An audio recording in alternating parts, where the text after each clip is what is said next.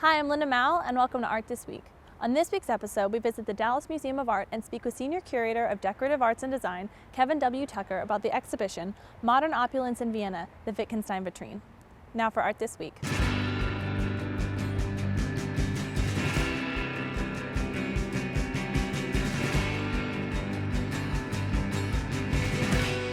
Hi, I'm here with Senior Curator of Decorative Arts and Design, Kevin Tucker, at the Dallas Museum of Art to discuss the Wittgenstein Vitrine. Thank you for joining us. Thank you. The Vitrine was a work of art made in the Vienna workshops. Can you tell us a little bit about the artists that were involved in the workshops and how they came together to form it? Certainly. It's an amazing object, and it's really a singular object in the Wiener Werkstatt, or Vienna workshops, entire production. They existed from 1903 to 1932, and what it was a design collaborative of architects and designers and craftspeople who came together to make these wonderful, luxurious objects in the progressive taste. And it was a group that was founded by really three individuals: the architect Joseph Hoffmann, the artist Kolo Moser, and a third individual, Fritz Warndorfer, who was a wealthy industrialist who essentially funded the Wiener Werkstätte for the first several years of its existence and enabled them to produce these really fantastic objects for the wealthy clients of Vienna and Europe and beyond. Among the many famous artists there at that time, Carl Otto Czeschka, who designed this beautiful piece, was there. What was his place in the workshop?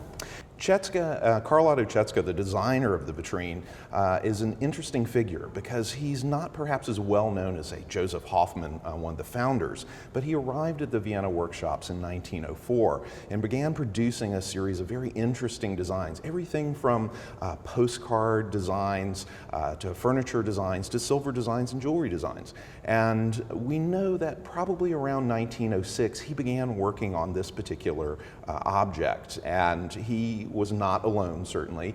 Not only did he have the opportunity to collaborate with the other designers, including Hoffmann and Moser, he worked with a talented team of craftspeople, of jewelers and goldsmiths and cabinet makers to actually produce this. And we estimate it took probably about 2 years to go from design to completion when this was exhibited in 1908. Czeschka is an interesting figure not only because his life story is not quite as well known. He was much more interested in ornamental designs, and I think you get that sense with this vitrine. It decorated with birds and these pearl clusters and these two beautiful figures. In many ways, it's like a Gustav Klimt painting realized in silver. And that's probably no accident, because we do know that Czeschka was friends with Gustav Klimt and actually traveled with him and worked with him on a number of designs. And you talked about these craftsmen. Do you have any idea how they would have made the work and collaborated together as far as actually putting it together?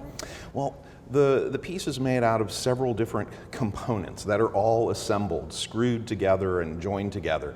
And we do know, for example, the individuals who were working on it, because it's marked not only on the interior, but on each different component there are stamps, not only for the Vienna workshops, but for the craftspeople who executed it. In addition, the record books of the Wiener Werkstätte exist in Vienna at the Decorative Arts Museum there. And so it creates a log of who worked on it and how much expenses were involved in creating each different component. So the base was produced by cabinet makers, different silversmiths executed the silver work, gem cutters and jewelers worked on the stones, there were enamelists who were working on the enamel to bring it all together. And it was an incredibly complex object. When we think about it, these craftspeople who are, other than their names, very little known, these craftspeople had all come together under the direction of Czeschka and his colleagues to create a singular masterwork such as this. It wasn't simply one silversmith making this one object. Do we know much about all the animals that he incorporates, the two large figures in the work? Can you tell us about how y'all researched the different animals and how they went into interlocking each other, and just how you deciphered which animal was what? Well, we actually worked with a local ornithologist to help identify all of the different animals on the vitrine. There are drawings, just a few drawings of the vitrine from around 1908, shortly before it was completed, that show some of the woodpeckers and other creatures, but there are squirrels, there's a host of different birds on it. And we do know that birds and animal themes were common not only in Czeschka's work, but in the work of his colleagues Kolo Moser as well. The symbolism of these particular birds, no, that's a little bit of a question for us, because he uses so many different varieties of birds on here. You can't simply assign it to this bird means that, or this bird means another, simply because there are so many of them on there. I think he was interested in the decorative effect. I think the client for whom this work was ostensibly produced, Carl Wittgenstein, hence the name of the Wittgenstein Vitrine, he had commissioned other pieces from the Wiener Werkstätte and also from Carl Otto Czeschka, which included birds as well. And we do know that there were a couple of rooms in his hunting lodge that were decorated with birds. So it may have simply been a theme that Carl Wittgenstein liked, that Carl Otto Czeschka liked, and several of the others were saying, let's do something with birds.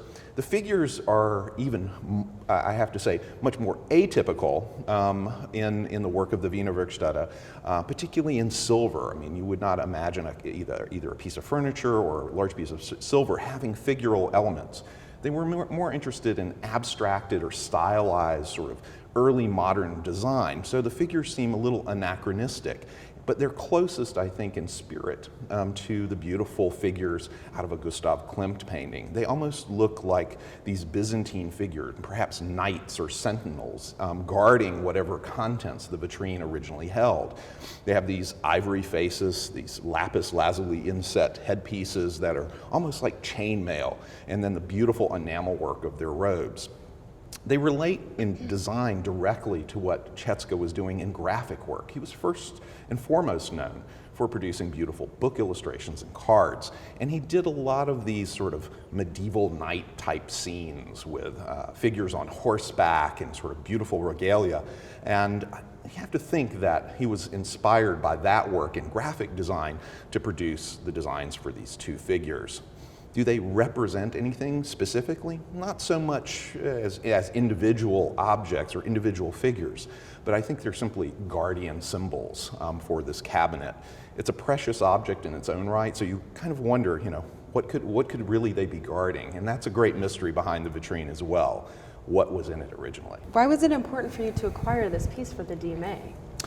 Well, it is a masterwork. It is an unqualified masterwork. It's not only the largest and most complex object in silver that the Wiener Werkstätte made. It's an incredibly important object to mark turn-of-the-century design. After all, there aren't many individuals or groups that are making solid silver furniture, and they certainly weren't that many even at the turn of the century.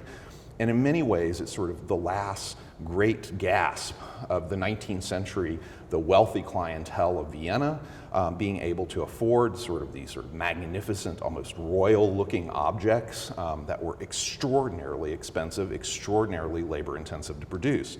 So it's a great rarity. It's a designer's masterpiece, and it's a masterpiece of European and world design at the turn of the 20th century. So I think that makes it an object that's appealing to any museum that collects design. And we were fortunate enough to be able to acquire it through the generosity of the Eugene and Margaret McDermott Art Fund. It was shown in the Kunsthaus Wien exhibition in 1908. Mm-hmm. How was it received? It was received extremely well. There was a lot of contemporary commentary about the work of the Wiener Werkstätte at the 1908 Kunstschau. And this Kunstschau, which was a regular exhibition showing progressive artwork that was separate from the traditional artwork that was being produced out of, say, the Viennese Fine Arts Academy, this was an alternative. In just the same way the Impressionist painters had their own exhibitions that were the alternative to the French Academy, the Viennese Secessionists had their alternative show. So this was presented in 1908 in the context of not only other works by the Wiener Werkstätte, but paintings by Gustav Klimt and Kokoschka and other famous Viennese artists of the time.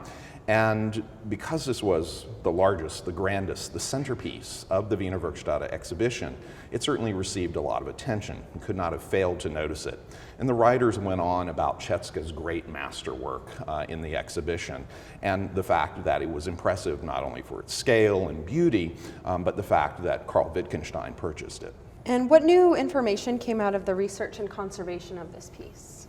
Well, the research in conservation, there were many layers that were involved. As the curator, I was responsible for doing the research and going to Vienna, looking at the original ledger books, verifying details of its production and design where we could find those details.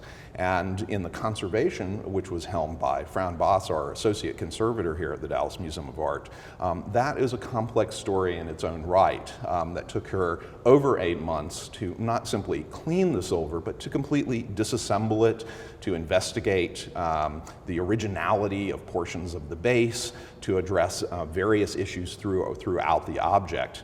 We're fortunate that the vitrine has survived essentially a century more or less intact with a few very sort of minor changes, but she has managed to, in the course of her work, bring it back to what we can see is very close to its appearance in 1908.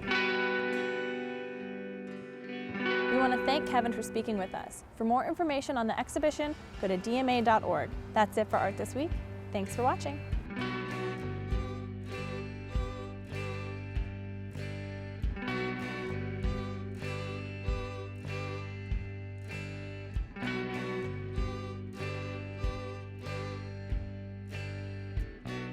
I still got your Polaroid.